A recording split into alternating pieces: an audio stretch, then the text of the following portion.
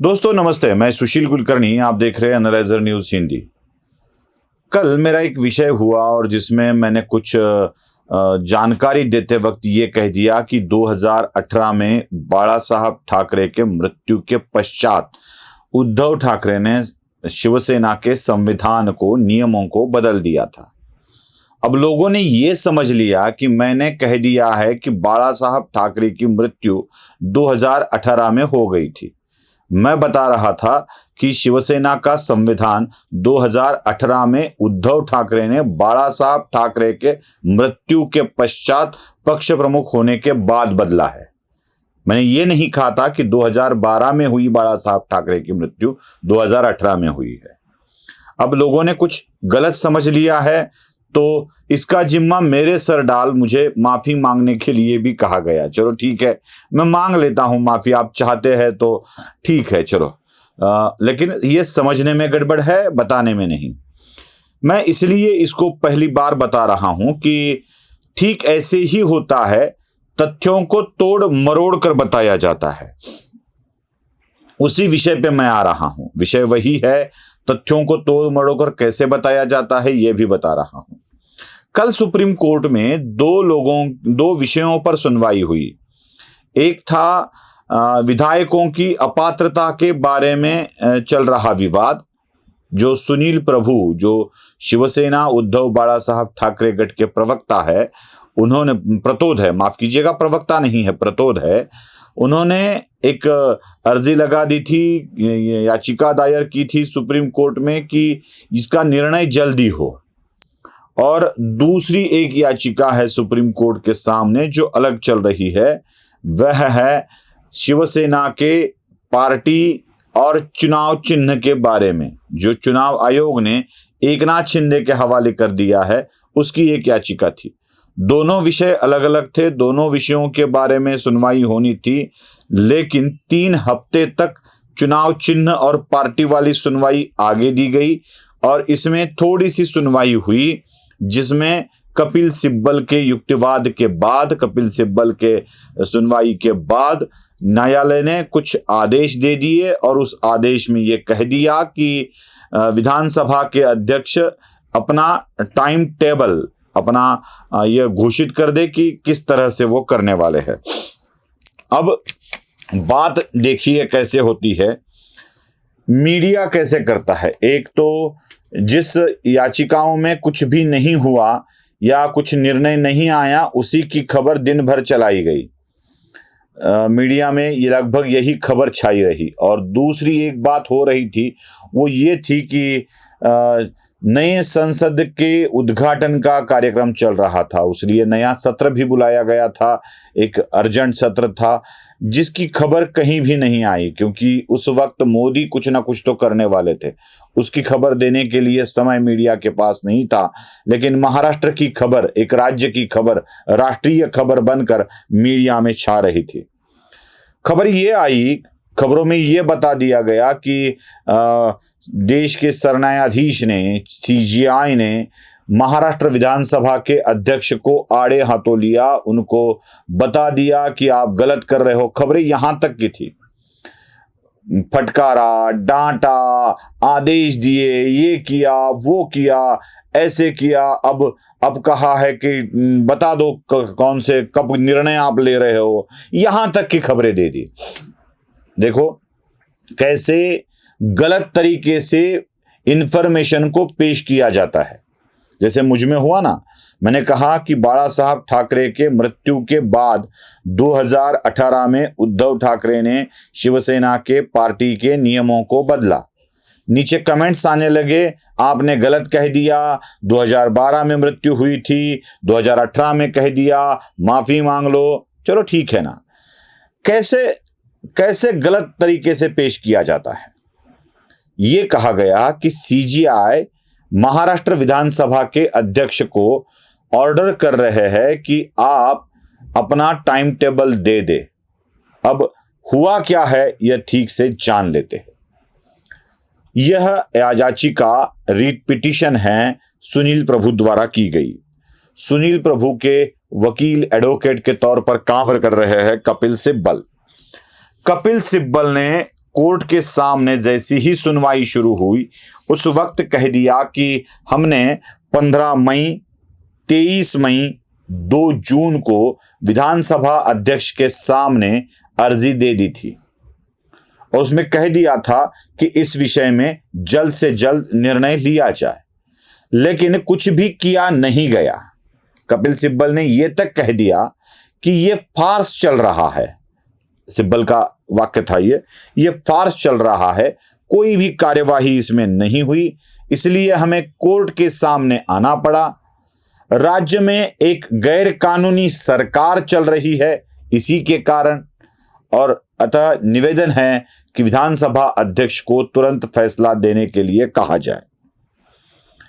तब विधानसभा के अध्यक्ष ने ये पूछ लिया, विधानसभा अध्यक्ष के वकील जो तुषार मेहता है उनको पूछ लिया कि 11 मई के निर्णय के बाद विधानसभा के अध्यक्ष ने क्या किया ये बताइए, और वो क्या कर रहे हैं यह जानकारी भी दीजिए। उस वक्त तुषार मेहता ने जो फार्स वाला शब्द था उसके ऊपर ऑब्जेक्शन ले लिया और कहा कि फार्स कहा नहीं जा सकता। इस तरह से एक संविधानात्मक संस्था को, विधानसभा अध्यक्ष कोई व्यक्ति नहीं होती है, वो एक संविधानात्मक संस्था होती है, उसको इस तरह से जलील नहीं किया जा सकता फार्स कह के। आपको कोई व्यक्ति पसंद है नहीं है, इसलिए आप उस संस्था को ही बदनाम करें, उस संस्था पर ही आक्षेप ले, ऐसा नहीं कहा जा सकता।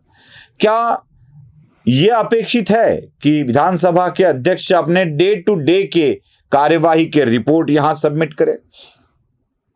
और यह भी बात तुषार मेहता ने बता दी कि अब तक उद्धव ठाकरे गट को विधानसभा के अध्यक्ष ने जो भी डॉक्यूमेंट सबमिट करने के लिए बोला है वह सबमिट नहीं किए गए। अब कोर्ट की बारी थी। कोर्ट ने कह दिया कि चलो ठीक है, डॉक्यूमेंट नहीं दिए हैं, लेकिन हम इस मामले को अनिश्चित काल तक के लिए टाल नहीं सकते। मतलब हमने कह दिया है कि स्पेसिफिक टाइम पीरियड में कर दीजिए, एक अच्छा टाइम ले लीजिए, आप अपने टाइम के हिसाब से कर लीजिए, तो इतना अनिश्चित काल के लिए नहीं टाल सकते हैं। वो कम से कम क्या कर रहे हैं ये तो बताना चाहिए। तो 1 हफ्ते के अंदर आप हमें बता दीजिए कि आप क्या कर रहे हैं, मतलब आप कौन सी कार्रवाई कर रहे हैं। अब तो सिर्फ चुनाव आयोग को एक नोटिस भेजा गया है, यहां तक कि एक सुनवाई भी हो चुकी है। उस सुनवाई के अंदर कई लोगों ने यह दावा किया था कि हमारे ऊपर क्या एलिगेशन लगाए हैं इसकी जानकारी हमें नहीं है। तो विधानसभा अध्यक्ष ने समय देते हुए कह दिया था कि 15 दिन के अंदर आप एक दूसरे को सारे डॉक्यूमेंट्स हैंडओवर कर दीजिए जो आपने ऑब्जेक्शन ले लिए है।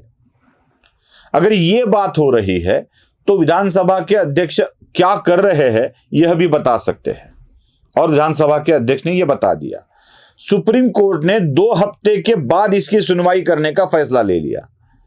मतलब सुप्रीम कोर्ट को भी यह पता है कि यह डॉक्यूमेंटेशन या आदान प्रदान होता रहेगा, और 2 हफ्ते का समय दे दिया और विधानसभा के अध्यक्ष को कह दिया कि आप अवगत कराइए आप क्या कर रहे हैं। देखिए, आप क्या कर रहे हैं यह हमें अवगत कीजिए, यह कहा है। आप इसका फैसला 1 हफ्ते के अंदर लीजिए यह नहीं कहा है, क्योंकि मैं बता दूं आपको कि देश का सुप्रीम कोर्ट भी विधानसभा के अध्यक्ष के काम में हस्तक्षेप नहीं कर सकता है, नहीं करता है, क्योंकि राज्य की विधानसभा हो या देश की संसद, इसको कायदा मंडल कहा जाता है, जो कानून बनाने का काम करते हैं। और कायदे मंडल के काम में, कानून बनाने के काम में सुप्रीम कोर्ट अपनी दखलंदाजी नहीं देता है। जो कानून बनते हैं उस कानून का पालन हुआ है कि नहीं यही काम होता है। और बता दूं, संविधानात्मक इसका उल्लंघन, अगर संविधान का उल्लंघन अगर बड़े पैमाने पर नहीं होता है तो कार्यकारी मंडल के हर एक काम में सुप्रीम कोर्ट दखलंदाजी देकर उसे रोकता नहीं है। चल रहा है उसे रोक दो, हां, बशर्ते एक है कि संविधान का उल्लंघन नहीं होना चाहिए। यही बात होती रहती है। जिस तरह से खबरों को तोड़ मरोड़ कर बताया जाता है कि सुप्रीम कोर्ट ने विधानसभा के अध्यक्ष को मानो लताड़ ही दिया है, मानो कह दिया है, मानो गुनहगार समझ लिया है, बस ऐसी ही खबरें आने लगी है। खबरों को देते वक्त किस तरह से खबरी देनी चाहिए, अब ये मीडिया को नए सिरे से समझाना या सिखाना पड़ रहा है, यही शायद जरूरत है। सुप्रीम कोर्ट के पास विधानसभा के अध्यक्ष के लिए गए निर्णय का पुनर्विलोकन करने का अधिकार जरूर है। देखिए मैं क्या कह रहा हूं। सुप्रीम कोर्ट के पास विधानसभा के अध्यक्ष द्वारा लिए गए निर्णयों का पुनर्विलोकन करने का, रिव्यू करने का अधिकार जरूर है। विधानसभा के आदेश को, विधानसभा अध्यक्ष के आदेश को कायम रखना या बदलना, यह भी पावर सुप्रीम कोर्ट अपने पास रखती है। लेकिन विधानसभा के अध्यक्ष को आप यही निर्णय लीजिए, यह कहने का पावर सुप्रीम कोर्ट के पास नहीं है। बात आई समझ में? आप रिव्यू तो कर सकते हो, लेकिन निर्णय यही लीजिए, इसके लिए सुप्रीम कोर्ट विधानसभा के अध्यक्ष को बाध्य नहीं करता है। यही है हमारी रचना, यही है हमारी प्रणाली, और जिस प्रणाली पर काम चलता आया है। इसलिए मीडिया इस तरह से इसको पेश कर रही है। मैं बात सुप्रीम कोर्ट के निर्णय की भी नहीं कर रहा हूं और अध्यक्ष के निर्णय की भी नहीं कर रहा हूं। बीच में जो मीडिया है, जिसको तोड़ मरोड़ कर बताने की कोशिश करती आई है, वही बात मैं आपको बता रहा हूं। सुप्रीम कोर्ट विधानसभा के अध्यक्ष को ऐसा निर्णय लीजिए, ऐसा डायरेक्टिव नहीं देती है। कहती है जितना जैसा लेना है वैसा ले लीजिए, ले लीजिए। एक टाइम भी 1 महीने के अंदर ले लीजिए, ऐसा नहीं कहती है। क्या कहा है सुप्रीम कोर्ट ने? 1 हफ्ते के अंदर आप क्या कर रहे हो ये बताइए। आप सुनवाई कब ले रहे हो, उत्तर कब मांग रहे हो, सवाल कब पूछ रहे हो, फिर कितना टाइम लगने वाला है, ये जरा बता दीजिए, कितना समय दे रहे हो। और यही नैसर्गिक न्याय तत्व होता है। इसी नैसर्गिक न्याय तत्व के अनुसार ही काम चलता है।